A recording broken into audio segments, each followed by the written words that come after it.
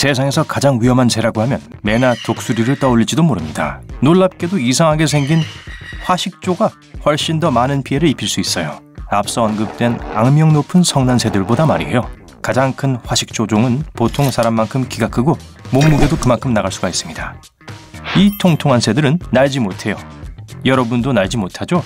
하지만 화식조는 매우 빨리 달릴 수 있습니다. 그러니까 달리기로 화식조에게서 도망칠 생각은 마세요. 화식조는 수영도 잘해서 물속에서도 여러분을 이길 수 있습니다.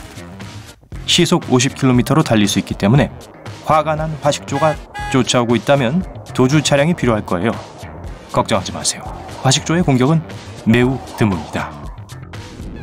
호꼬니는 우아하고 멋진 동물입니다. 적어도 우리 모두 그렇게 생각하죠. 하지만 이 13kg짜리 새를 만지는 건 좋은 생각이 아닙니다. 날개에 뼈 같은 발톱이 달려있는데 적을 공격할 때 사용합니다. 날개 너비는 약 2.5m 정도이고 날개로 여러분을 때릴 수 있어요. 그리고 물기도 합니다. 호꼬니에게 너무 가까이 가지 마세요. 사람을 자주 공격합니다. 특히 새끼가 근처에 있을 때는요. 우아한 겉모습에 속지 마세요. 소리도 아주 요란해요. 호꼬니는 크게 쉬쉬대는 소리를 내고 때로는 짖기도 합니다. 너무 가까이 다가가고 있다는 확실한 경고예요. 인간과 까치는 항상 이상하고도 애증에 가까운 관계를 갖고 있습니다. 이 중간 크기의 새들은 때때로 매우 공격적이지만 괴롭히지 않으면 좋은 친구가 될 수도 있어요. 까치는 인간의 얼굴을 알아보기 때문에 맛있는 먹이를 주면 여러분의 발코니로 계속 찾아올 수도 있습니다. 까치를 괴롭히면 까치가 그것을 기억하고 원한을 품게 될 거예요. 혹시나 까치에게 눈을 조이지 않도록 조심하세요. 펠리컨은 사랑의 상징이며 새끼를 보호하기 위해 자신의 생명을 희생할 준비가 되어 있는 새라고 합니다.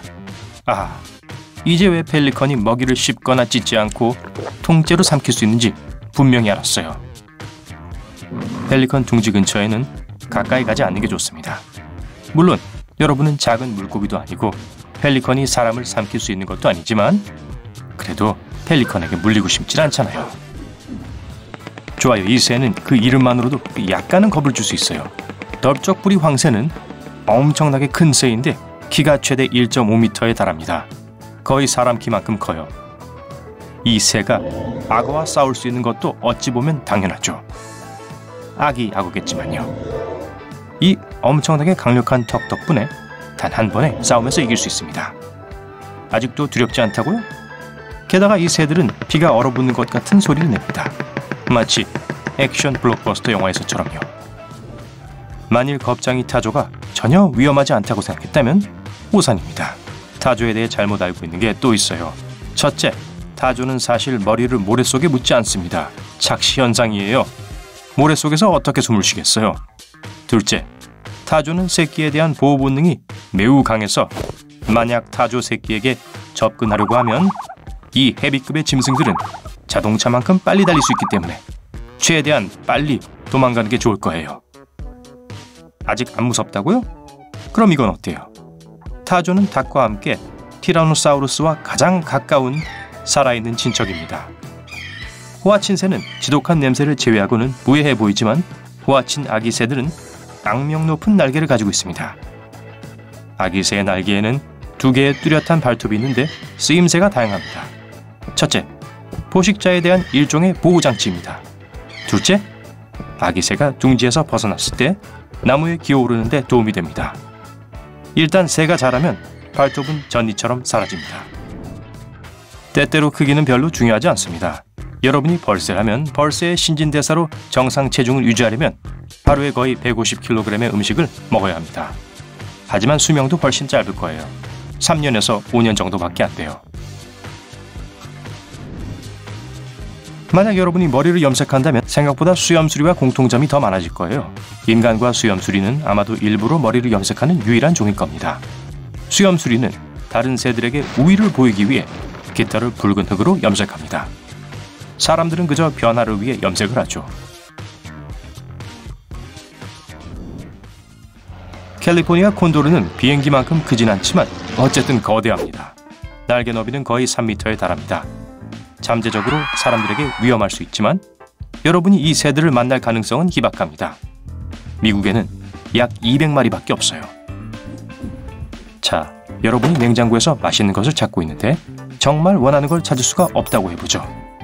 만약 여러분이 바시안 개똥지 빠귀였다면 냉장고에서 방귀를 뀌었을 거예요. 지저분하게 들리지만 이 새들은 이런 방법으로 숨은 지렁이를 찾습니다. 가스 공격에 놀란 지렁이들은 쉬운 타겟이 되죠. 코를 막고 맛있게 드세요. 좋아요. 이상한 이야기는 이제 그만하고 하늘을 보세요. 이 목록에서 독이 있는 새를 기대하진 않겠지만 두건 피토피를 소개합니다. 과학자들은 이 새들을 만진 후에 무감각과 타는 듯한 느낌을 계속 경험하고 나서 새에게 독성이 있다는 걸 발견했습니다. 깃털, 특히 아랫부분에는 많은 독이 있습니다. 이 새들은 독소를 스스로 생산하진 않아요. 아마도 새들이 먹는 딱정벌레로부터 독소를 얻는 것 같습니다. 아니면 발톱, 날개 기러기는 어때요? 이 녀석들 역시 독성이 있는 것으로 악명이 높으며 독성은 물집 딱정벌레를 먹는 것에서 비롯됩니다. 웩! 만진 것은 안전하지만 먹었다가는 되돌릴 수 없는 결과를 초래할 수 있어요. 익혀 먹는다 해도 독소는 남아있습니다. 먹지 않는 게 좋은 또 하나의 새는 커먼 퀘일입니다. 보통 가금류로 사육하는 메추라기와 혼동하지 마세요. 커먼 퀘일은 독이 있어서 심지어 신부전과 같은 끔찍한 결과를 초래할 수도 있습니다. 이 새가 먹는 특정 식물 때문인데요. 좋은 소식은 새들이 이동하는 기간 동안에만 독성이 있고 그 외 기간에는 맛있고 안전하다는 점입니다. 만약 확실하지 않고 근육통을 원하지 않는다면 아예 먹지 않는 것이 좋습니다. 솜털이 보송보송한 눈 올빼미를 발견한다면 눈을 감고 달리세요. 순수해 보이는 외모와는 달리 면도날처럼 날카로운 발톱을 가지고 있고 그걸 아주 효과적으로 사용합니다. 발톱은 머리, 눈처럼 가장 약한 부분을 향하게 하죠. 아시겠죠? 눈 올빼미는 건드리지 마세요. 접촉을 피하는 게 좋은 또 다른 종은 떼까치입니다. 겉보기에는 해가 없어 보여요. 이 작은 몸집에 순수한 눈을 보세요. 하지만 절대 속지 마세요. 어떻게 생겼는지 잘 기억해 두시고 절대 만지지 마세요. 이 새들은 악명 높은 중남미 다트개구리만큼 독성이 강합니다. 파란머리 아프리타는 작긴 하지만 이 작은 새를 천하무적으로 만드는 독성 메커니즘을 가지고 있습니다. 이 새들은 특별한 독소를 제공하는 특정 종류의 딱정벌레만 먹습니다. 만지기만 해도 독 때문에 감각을 잃게 될 거예요. 익혀도 독소가 사라지지 않아 먹을 수 없습니다. 검독수리는 조류 세계에서 가장 힘이 셉니다. 최대 1.8kg의 무게를 운반할 수 있어요. 거북이나 다른 먹이를 쉽게 낚아챕니다. 이 힘센 새들은 어린아기를 채워갈 수 있을 만큼 강하지만 실제로 그런 경우는 없습니다. 게다가 몽골에서는 사람들이 늑대를 사냥하는데 이 독수리를 사용하기도 합니다. 캐나다 기러기는 여러 해 동안 인간 가까이 살았지만 인간이 둥지 근처에 다가가는 걸 여전히 경계합니다. 특히 봄 짝짓기철에는요. 이 시기에 알, 짝 또는 새끼에게 위협이 된다고 생각하는 사람을 공격하고 물 수 있습니다.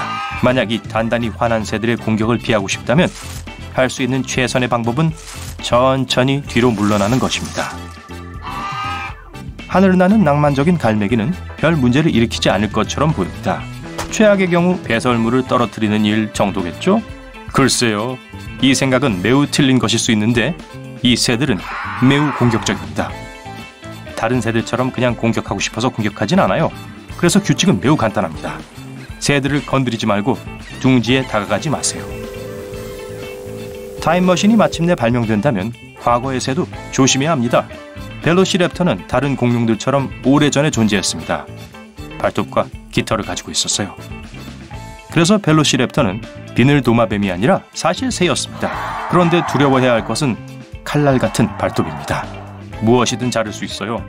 만약 미래로 가더라도 조심하세요. 거기서 무엇이 여러분을 기다리고 있을지 아무도 모르잖아요.